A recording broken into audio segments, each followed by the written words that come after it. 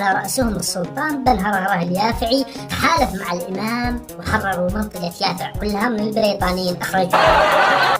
فسلاطين يافع هي قريبة من المناطق الشمالية. سلاطين يافع على رأسهم السلطان بن هرهرة اليافعي، حالف مع الإمام وحرروا منطقة يافع كلها من البريطانيين، وتمركز جيش الإمام يحيى في يافع. أنصح اللي فاتتهم يعني الأجزاء السابقة أن يعودوا لمتابعتها على قناتنا على اليوتيوب.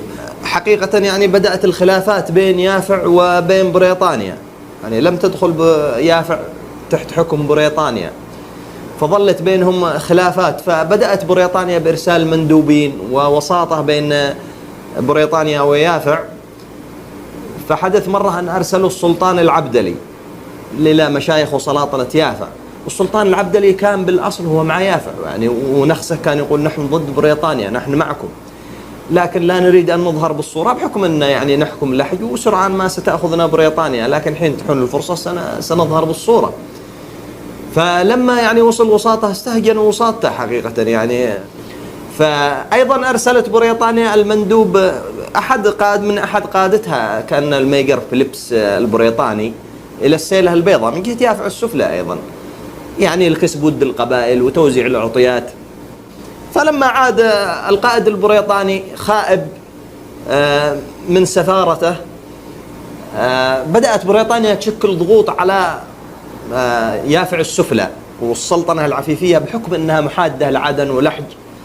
فجمع السلطان العفيفي جمع مشايخ المكاتب وطلبهم للاجتماع للمشاورة والتداول حول هذا الأمر يعني، والضغوط التي تمارسها بريطانيا.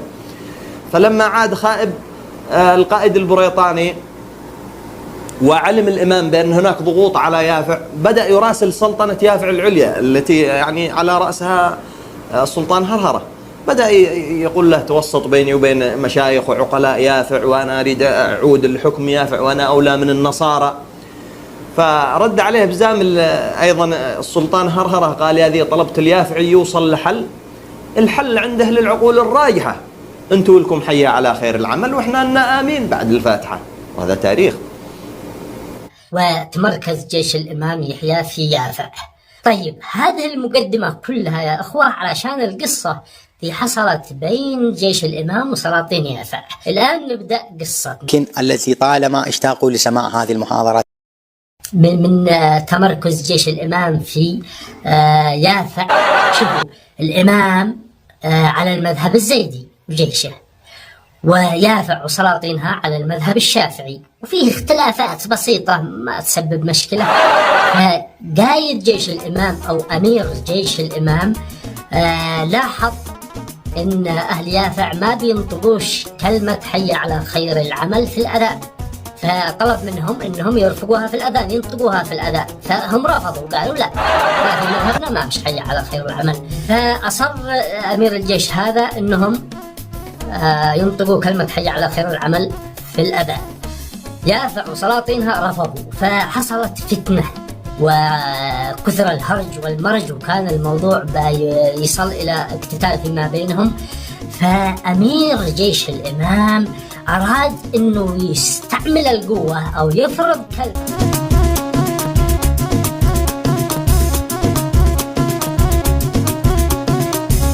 إلا بأمر من الإمام، إلا بإذن من الإمام يحيى حميد الدين. فأرسل رسالة إلى الإمام يحيى كتب له فيها: يا سيد الإمام، هناك بوادر تمرد علينا من قبل رجال يافع وسلاطينها، بيستأذنه في استخدام القوة لجمع تمرد هذا. تضحك طبعا، لم تفهم مغزى الكلام. المفروض هذا يحل مشاكل، هذا يحل مشاكل، هذا المفروض يحطونه يلقح نخل، تلقح النخل. بيستأذنه في استخدام القوة لجمع تمرد هذا.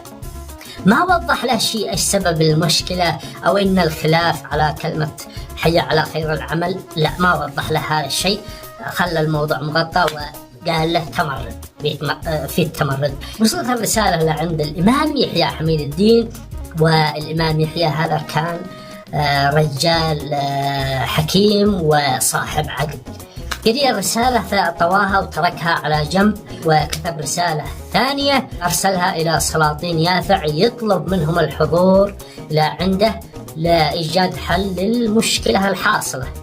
الرقصات هي عدة أنواع.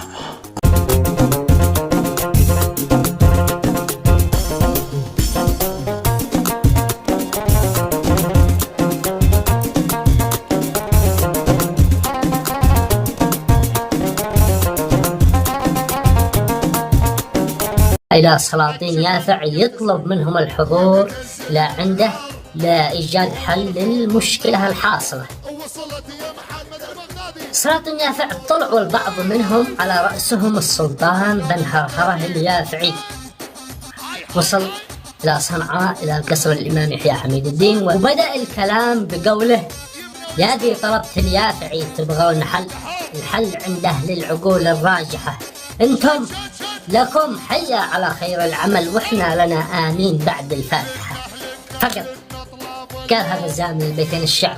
معنى كلام السلطان بن هرهرة انه انتم على المذهب الزيدي بتنطقوا في الأذان حيا على خير العمل، واحنا على المذهب الشافعي ما ننطقها، وفي نفس الوقت احنا في المذهب الشافعي بننطق كلمة آمين بعد قراءة الفاتحة في الصلاة، وانتم ما بتنطقوها، فانتم لكم حيا على خير العمل واحنا لنا آمين. يعني الموضوع ما يحتاج خلاف، كل واحد على مذهبه.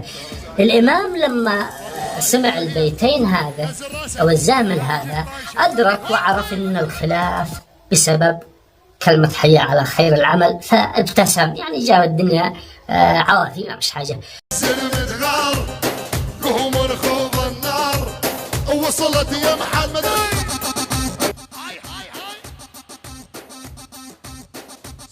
في أحد الأماكن التي طالما اشتاقوا لسماع هذه المحاضرات، فعندما ذهب هذا الرجل ويقول شنو شهر والله ما أعرف، فذهب فصلى، فتوضأ فصلى ما كان الله إلى أن يصلي، فأتى بكلمات تمتمة